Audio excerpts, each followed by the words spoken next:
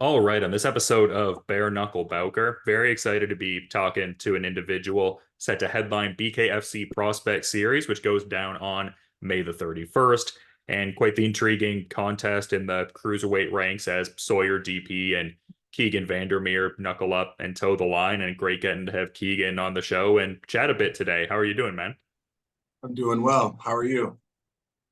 Oh, I'm doing great, man. It's awesome to get to chat with you again. I feel like you've had an exciting run through BKSC so far. And I mean, you seem excited to be fighting the number 4 ranked cruiserweight here, understandably so, and everything. So it seems like a lot of cool things are going on. Very, very, very cool things going on. And shoot, man, yeah, it's a thrill. It's a thrill. It's exciting some days, it's nerve-wracking other days, but overall, by the time that I get through my hard work, when the way I feel about it is I'm in it for the thrill.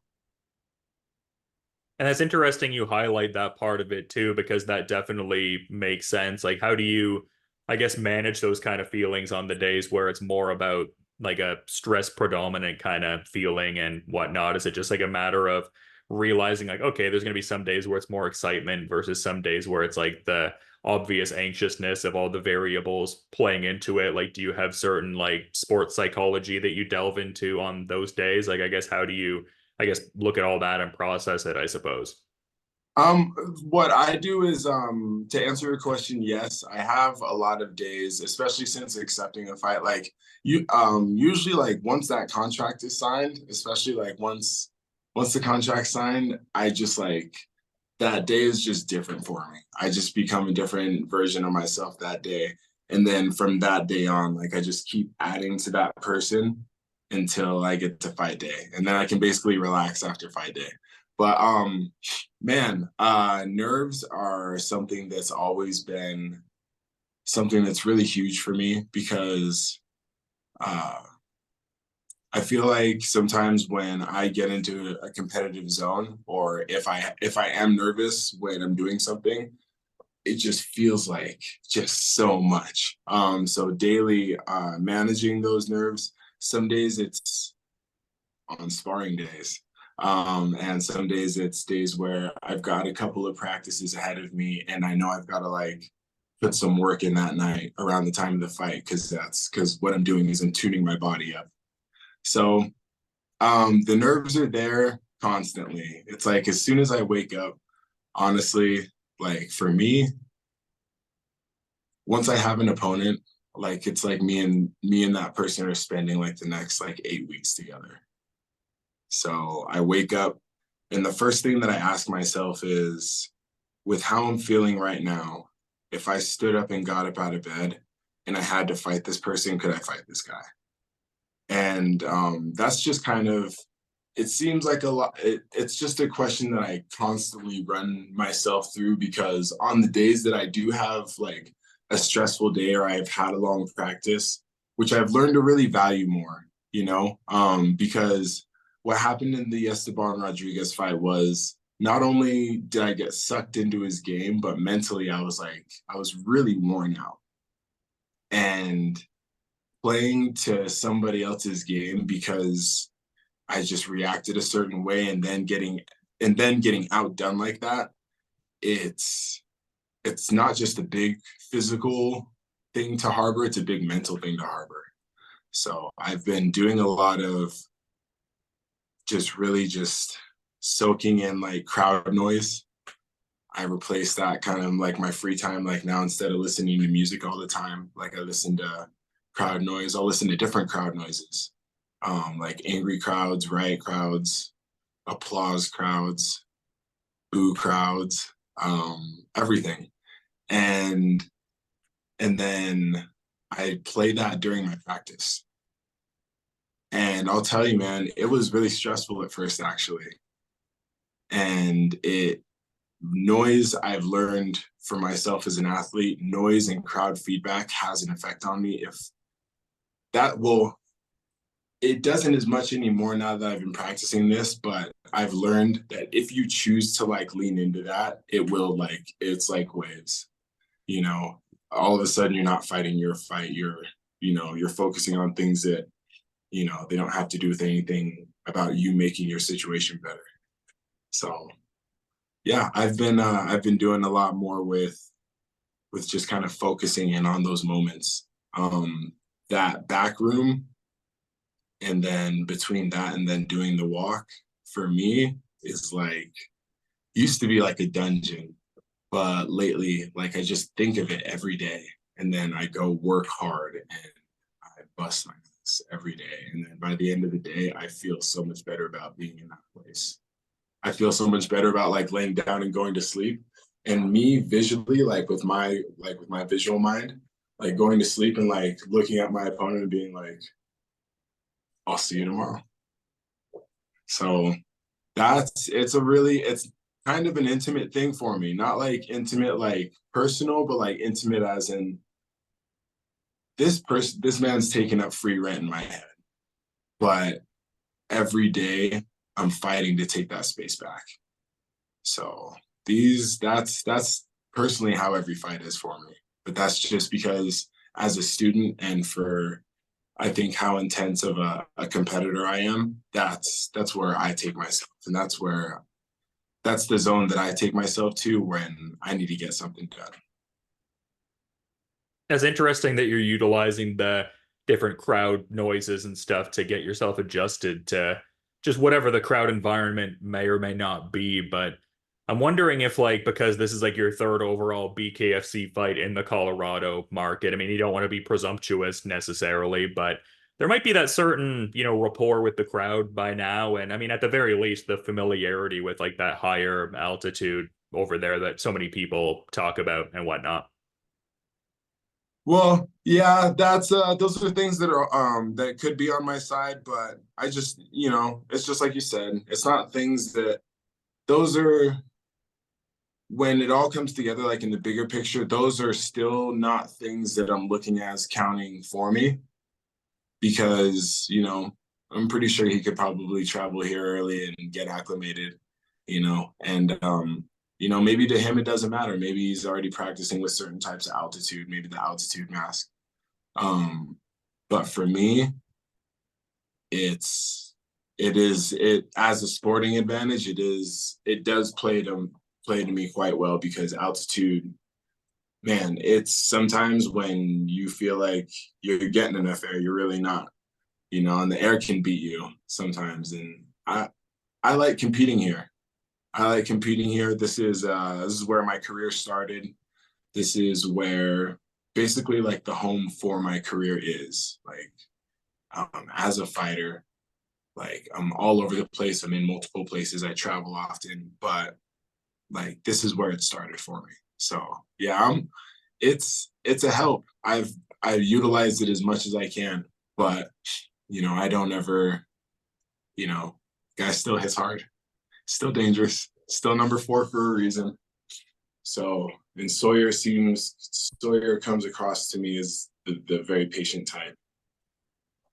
I've sparred guys who are patient, and it's hard going with people that are patient because even if you're patient, like some people that like that's just what they're good at, and you just won't be more patient and more of an opportunist than someone. So this camp I've been working on just creating opportunities.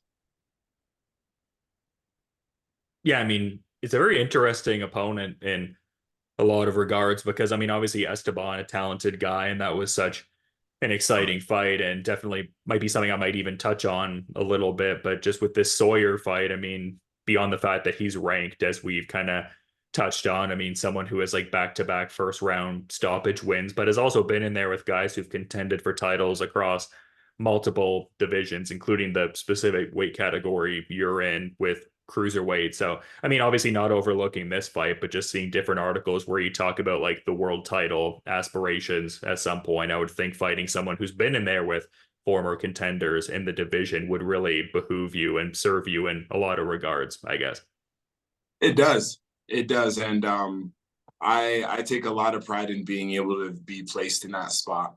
It's for me, like just kind of like speaking to my competitive spirit, you're right. What I want is I want the best. I want the best of the best. And I'm out here to test myself and to test the threshold of capability. So, and with something like this, securing a win over Sawyer Depee would not only on paper would that look good, but in like to me, like in like the realms of like life period, that's a pretty big notch. That's a pretty big notch. He's legendary in his own right. You know, he's like a like you said, he's been in with people who are strong and he's been in there with champions. So it's yeah, it's actually it's an honor and a privilege. And I take it very seriously. Yeah, and it's kind of cool that you're, I guess, getting in some work with some people that are looking to be on this card. Like I just finished talking to Andrew Strode before we got on the call, who's in the co-main event on this card. And I mean, I know you work at Genesis and stuff like that, and we've talked about that across some other interviews we've done, but it's kind of cool that you're, I mean, obviously you're kind of opposite ends of the spectrum a little bit in terms of the weight category, but just like in like a similar camp and you guys have like that, same date where you have your respective assignments. I would think there'd be a certain something there to the preparations too, I guess. We keep in touch with each other and we keep that fire stoked. It's kind of like when you're going out on a camping trip and like, someone's in charge of the fire, but we're all in charge of the fire. And this fight is like that in a lot of comparisons. And we keep coming back to fan that flame, add more tinder, add more fire to it. And the hard work and just the amount of energy that we've been exchanging, like just with each other, has been good because competitors help competitors. So he keeps me responsible and he checks in with me and he's like, how you feel? I feel good. I did enough work today that I feel like I'm gonna feel good. So yeah, it's cool. It's cool for me because I enjoy that feeling too. For me, it's like the people that I know on this card, when I get to be on something with like fighters from Colorado, it just feels like, to me, it feels like more than just that aspect of a fight. I feel like we're all going to like a rumble together. I feel like if this was like an event where it was just kind of a Donnybrook style thing, like, and we were all like, for me, that's what I picture in my head, is that like, yeah, like I'm getting ready with my guys. Like we're all putting in hard work. We're all beating ourselves to nothing every day. And this feels good because I'm doing it, you're doing it. We're all in this. So it's a good feeling, man. No, I love hearing that. And it came across from him when I was also kind of gleaning some insights from Andrew a bit earlier. But I mean, you were talking about the Esteban fight at BKFC 56, and I thought it was kind of interesting that you mentioned how you kind of encroached into like fighting his fight, and you're trying to be mindful of that, I guess, in this one. I'm kind of wondering, like, does that kind of take on a bit of a different shape, like in the sense of like maybe Esteban Rodriguez and Sawyer Depee have different stylistic considerations? Like, is there that benefit from, I guess, what you learned from the previous fight of not wanting to engage too much in your opponent's game that could behoove you here? Or is it like not, I guess, entirely transferable because DP is like a bit of a different fighter in his approach, I suppose? Um, it definitely transfers, but in terms of um this isn't something like I just gotta go and get him. I gotta go and get him, but I have to make sure that I'm doing it in a way that I'm still that I'm doing it smarter than I did in the Rodriguez fight. That I'm not trying to play the inside game. And if I do, I have to try and outwork him there. And then work my way back out to range and then just keep on a solid rhythm. I plan on just really earning my respect. I've got to earn my respect right off the bat. Um, but I'm not going to go out of my way I'm not going to risk it too much for the biscuit right away. If the opportunity presents itself, I'm just going to place what I need to. But it's all about, for me, it's going to be about making sure that I'm the one fighting going forward and not or at least like, working in and out and not getting bullied around in there. Sawyer's well sized, even though um, you can only really rely on size so much. It's still a factor. It's still something you just got to be realistic about. But his biggest advantage is that, man, he can crack and he's accurate. So just not letting him get those opportunities is really what this is about for me. He's strong on his lead hand. He's good with his rear hand, but he's really strong on his lead hand.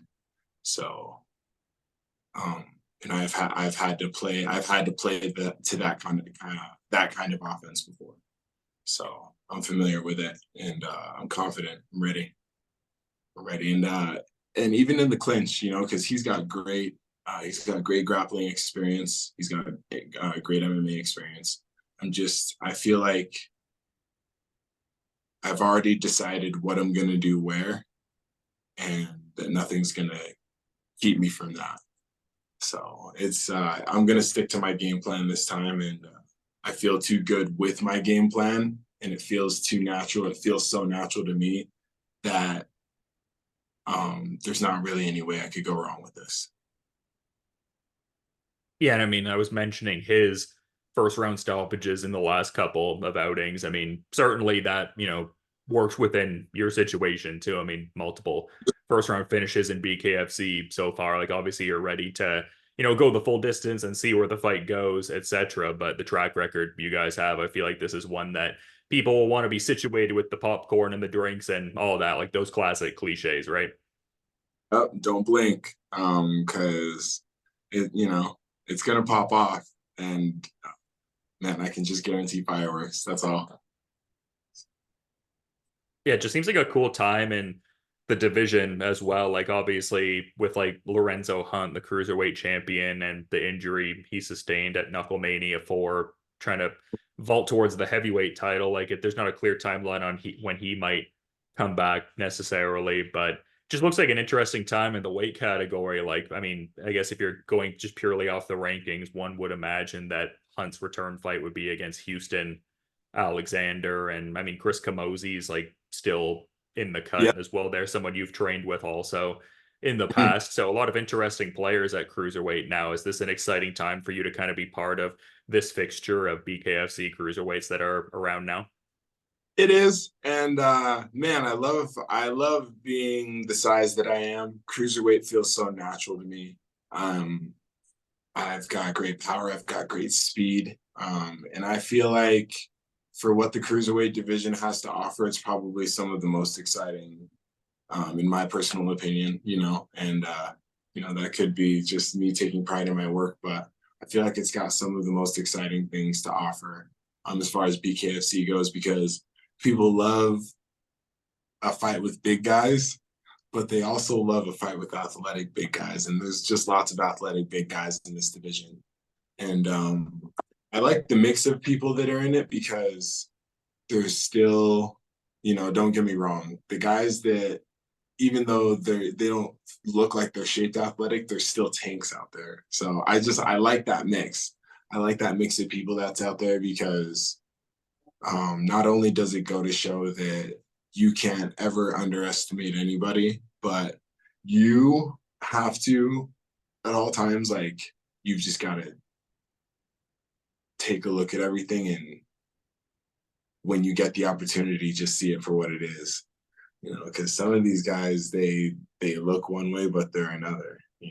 And sometimes you get guys that might compete. They might look like they're battle built, but they might got certain, maybe they don't respond best to a punch, just type stuff. So, and that's not really even anyone specific. It's just, you know, we're watching a lot of faces across different platforms, across a lot of different athletes across different platforms, not even just the major ones, but like even local promotions now that end up doing bare knuckle stuff. You just see a lot of different things that the game's got to offer, and you're seeing it's doing what every other sport's doing. It's weeding out the, hey, like, this person's got this, and this, but you know, the basis for bare knuckle is just you got to be able to take a punch, man. At least, you know, a good one. At least you got to be able to. You can't be shy about that.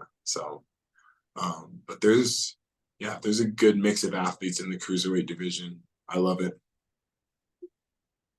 Yeah, it's cool to see that hierarchy too. Like you talk about seeing like bare knuckle editions on like more local circuits and stuff like that. So it just kind of gives that like hierarchy, like that grassroots kind of like I guess like regional bare knuckle for lack of a better way to phrase it, like guys building up and whatnot. So yeah, no, it's just a cool landscape, man. I mean, yeah, it's It just a is. really fun time to be a bare knuckle fan and presumably a fighter as well as far as the opportunities.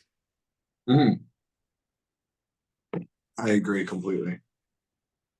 Yeah, it's exciting times, man. A lot of great stuff coming up for sure. Chief among them, this Sawyer Depee fight and everything. And yeah, I appreciate you coming on and chatting a bit, man, but also want to be mindful of your time and what you're getting up to as well, Keegan. I imagine you're a busy lad. So I'm just curious if maybe you have a final parting thought you'd want to add as we're kind of wrapping up here, man. This is the not only is this probably the most fun I've had in a camp, but this is probably the most I've just learned on dialing in on just like really just certain aspects about this sport that you just gotta have to be able to swim. And I'm working hard on, you know, I'm not the complete package yet, but I'm working really, really, really hard on becoming that. And I hope to showcase once again my way of doing things May 31st for Sawyer Depee. And you guys won't be disappointed because, as always, I'm going to give it my all. So, thank you. Yeah, it's going to be an exciting fight. I mean, very exciting fight on paper, and I'm sure it'll even exceed the expectations. Both of you guys have a really good track record. So excited to check out this main event with BKFC Prospect Series on the 31st, man. I'm thinking it's going to be a great fight. I'll certainly be sitting down to peep it. But until then, Keegan, you have a good rest of your day, and thank you for the time, man. Thank you, Dylan. I appreciate it.